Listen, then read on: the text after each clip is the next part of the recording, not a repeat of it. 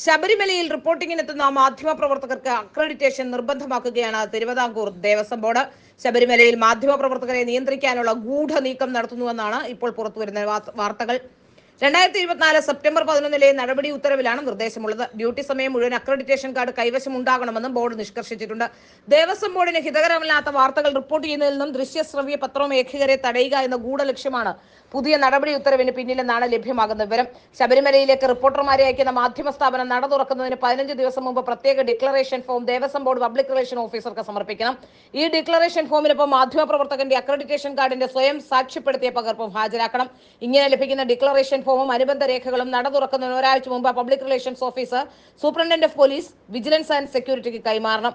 ശബരിമലയിലെത്തുന്ന റിപ്പോർട്ടർക്ക് SP മുഖേന ഹാജരായ യഥാർത്ഥ അക്രഡിറ്റേഷൻ കാർഡും മറ്റ് അസൽ രേഖകളും പരിശോധനയ്ക്കായി സമർപ്പിക്കണം. ഇവ പരിശോധിച്ച് ബോധ്യപ്പെടേണ്ട ചുമതല വിജിലൻസ് ആൻഡ് സെക്യൂരിറ്റി SP-ക്കാണ്. മാധ്യമപ്രവർത്തകർക്ക് അനുവദിക്കുന്ന മുറികളിൽ നിർദ്ദിഷ്ട മാധ്യമപ്രവർത്തകർ അല്ലാതെ മറ്റാരുമില്ലെന്ന് ഉറപ്പുവരുത്താൻ second grade sub group officer റാങ്കിലുള്ള ഉദ്യോഗസ്ഥനെ നട തുറക്കുന്ന ദിവസങ്ങൾ കെയർടേക്കറായി ദേവസ്വം കമ്മീഷണർ നിയമിക്കണമെന്നും നടപടി ഉത്തരവിൽ പറയുന്നു. മാധ്യമ സ്ഥാപനങ്ങൾക്ക് അനുവദിച്ചിരിക്കുന്ന മുറികൾ, അത് ഉപയോഗിക്കുന്ന മാധ്യമപ്രവർത്തകർ എന്നിവരുടെ വിവരം രജിസ്റ്ററിൽ രേഖപ്പെടുത്താൻ അക്കോമഡേഷൻ സ്പെഷ്യൽ ഓഫീസർക്ക് ശബരിമല എക്സിക്യൂട്ടീവ് ഓഫീസർ നിർദ്ദേശം നൽകണമെന്നും ദേവസ്വം ബോർഡ് സെക്രട്ടറി പുറത്തിറക്കിയ ഉത്തരവിൽ പറയുന്നു.